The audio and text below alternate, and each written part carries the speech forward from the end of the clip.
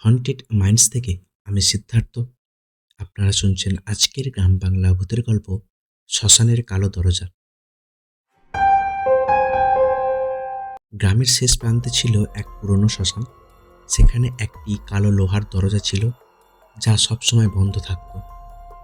গ্রামের বয়স্করা বলতো, সূর্য ডোবার পর ওই দরজার কাছে যাস না, ওটার ওপারে মানুষের জগৎ নয়।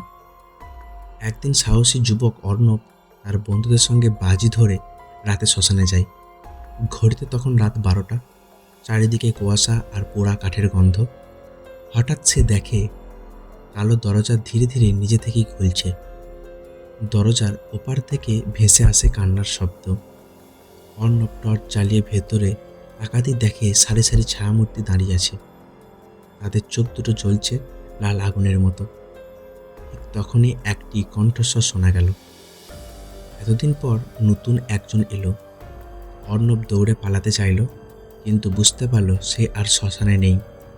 সে দাঁড়িয়ে আছে এক অজানা অন্ধকার জগতে, যেখানে শত শত আত্মা তার দিকে এগিয়ে আসছে। অর্ণবের হাত থেকে টর্চ পড়ে গেল। চারিদিকে শুধু ঘন অন্ধকার। ধীরে ধীরে দাঁড়িয়ে থাকা ছায়ামূর্তিগুলি ধীরে ধীরে তার দিকে এগিয়ে আসছে। হঠাৎ সে শুনতে পেল একটি বৃদ্ধের কণ্ঠস্বর, পালাও, ওরা তোমাকে নিয়ে যাবে। অর্ণব পিছনে তাকিয়ে দেখল সাদা ধুতি পরা এক বৃদ্ধ দাঁড়িয়ে আছেন। তার মুখে আতঙ্কের ছাপ। আপনি কে? কাঁপা গলায় জিজ্ঞাসা করল অর্ণব। বৃদ্ধ বললেন, আমি এই গ্রামের মানুষ ছিলাম। আজ থেকে 30 বছর আগে আমিও ভুল করে এই দরজা খুলেছিলাম। তারপর আর কখনো বাড়ি ফিরতে পারিনি। অর্ণবের বুকের ভেতরটা কেঁপে উঠল। ঠিক তখনই ছায়ামূর্তিগুলি আরও কাছে চলে এলো। তাদের মুখ দেখা যাচ্ছিল না, কিন্তু চোখ দুটো জ্বলছিল রক্তের মতো লাল। বৃদ্ধ ফিসফিস করে বললেন, ওরা মৃত আত্মা নয়, ওরা অভিশপ্ত শিকারী। জীবিত মানুষদের আত্মা ধরে এই জগতে আটকে রাখে। হঠাৎ মাটির নিচে থেকে শত শত হাত বেরিয়ে এসে অর্ণবের পা চেপে ধরল। অর্ণব প্রাণপণে ছটফট করতে লাগলো। ঠিক তখনই তার গলা থেকে মায়ের দেওয়া রূপোর লকেট থেকে তীব্র আলো বেরিয়ে এলো। সে আলো ছড়িয়ে পড়তে ছায়ামূর্তিগুলি ভয়ঙ্কর চিৎকার করে পিছিয়ে গেল। বৃদ্ধ বিস্ময়ে বললেন, অসম্ভব, এই লকেট তোমাকে বাঁচাতে পারে, কিন্তু বেশি সময় নয়। অর্ণব জিজ্ঞাসা করল, আমি এখান থেকে বের হব কিভাবে? বৃদ্ধ কাঁপা গলায় উত্তর দিলেন, এই অন্ধকার জগতের মাঝখানে একটি প্রাচীন মন্দির আছে। সেখানে পৌঁছাতে পারলে কালো দরজার অভিশাপ ভাঙার উপায় জানতে পারবে। কিন্তু কথাটা শেষ হতেই দূর থেকে ভেসে এলো ভারী পায়ের শব্দ। কুয়াশার ভেতর থেকে বিশাল এক কালো অবয়ব বেরিয়ে আসতে লাগলো। বৃদ্ধের মুখ ফ্যাকাশে হয়ে গেল। তিনি শুধু বললেন, ও এসেছে, কালো দরজার রক্ষক। অর্ণব তাকিয়ে দেখল 8 ফুট লম্বা এক ভয়ঙ্কর ছায়া তার দিকে তাকিয়ে আছে। কালো দরজার রক্ষক ধীরে ধীরে অর্ণবের সামনে এসে দাঁড়ালো। তার চোখ দুটো জ্বলছিল আগুনের মতো। চারপাশের বাতাস হঠাৎ বরফের মতো ঠান্ডা হয়ে গেল। অর্ণব ভয়ে জমে গেলেও পালালো না। বৃদ্ধ আত্মারা চিৎকার করে বললেন, মন্দিরে যাও, ওকে থামানোর একমাত্র উপায় ওখানেই আছে। অর্ণব প্রাণপণে দৌড়াতে শুরু করলো। পেছন থেকে রক্ষকের ভারী পায়ের শব্দ শোনা যাচ্ছিল। অনেকক্ষণ দৌড়ানোর পর সে একটি ভাঙাচোরা প্রাচীন মন্দির দেখতে পেল। মন্দিরের দরজায় অদ্ভুত কিছু চিহ্ন খোদাই করা ছিল। ভেতরে ঢুকতেই সে দেখতে পেল একটি কালো পাথরের বেদি, তার উপর রাখা একটি পুরনো পুঁথি। পুঁথি খুলতেই অর্ণব জানতে পারল ভয়ঙ্কর সত্য। শত শত বছর আগে এক তান্ত্রিক অমরত্ব লাভের জন্য নিষিদ্ধ সাধনা করছিল। এই সাধনার ফলে জীবিত ও মৃত জগতের মাঝখানে একটি দরজা তৈরি হয়েছিল, শ্মশানের কালো দরজা।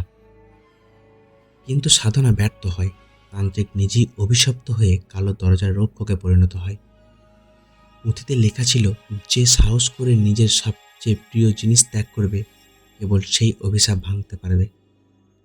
ঠিক তখনই মন্দির কেঁপে উঠল। রক্ষক এসে পৌঁছেছে। মন্দিরের দেওয়াল ভেঙে সে ভেতরে ঢুকে পড়ল। তার গর্জনে চারিদিক কেঁপে উঠল। অর্ণব বুঝতে পারল তার সবচেয়ে প্রিয় জিনিস হলো মায়ের দেওয়ার উপর লকেট। লকেটটি তাকে এতক্ষণ রক্ষা করেছে, কিন্তু অভিশাপ ভাঙতে হলে সেটাই উৎসর্গ করতে হবে। অর্ণব চোখ বন্ধ করে মায়ের কথা মনে করল, তারপর লকেটটি বেদির উপর রেখে দিল। মুহূর্তের মধ্যেই লকেট থেকে তীব্র আলো বেরিয়ে পুরো অন্ধকার জগৎকে ঢেকে ফেলল। রক্ষক ভয়ঙ্কর চিৎকার করে উঠল। চারিদিকে বন্দি আত্মাগুলো মুক্ত হতে শুরু করলো। বৃদ্ধ আত্মা হাসলেন, অবশেষে আমরা মুক্তি পেলাম। আলো আরো তীব্র হয়ে উঠল। অর্ণব অনুভব করল তার চারিপাশে সবকিছু ভেঙে পড়ছে, তারপর সব অন্ধকার হয়ে গেল। পরদিন সকালে গ্রামের মানুষ শ্মশানের পাশে অর্ণবকে অজ্ঞান অবস্থায় খুঁজে পেল। সে বেঁচে ফিরেছে, কিন্তু তার গলায় সেই রূপোর লকেট নেই। সবাই ভাবল ঘটনাটা হয়তো দুঃস্বপ্ন ছিল। কয়েক মাস কেটে গেল, গ্রামের আর কোনো অদ্ভুত ঘটনা ঘটল না। মানুষ বিশ্বাস করতে শুরু করলো যে অভিশাপ শেষ হয়েছে। কিন্তু এক বর্ষার রাতেই গ্রামের এক কিশোর সাহস দেখাতে গিয়ে পুরনো শ্মশানে ঢুকে পড়ল। সেখানে গিয়ে সে অবাক হয়ে দেখল, যেখানে কালো দরজাটি ছিল সেখানে এখন কিছুই নেই।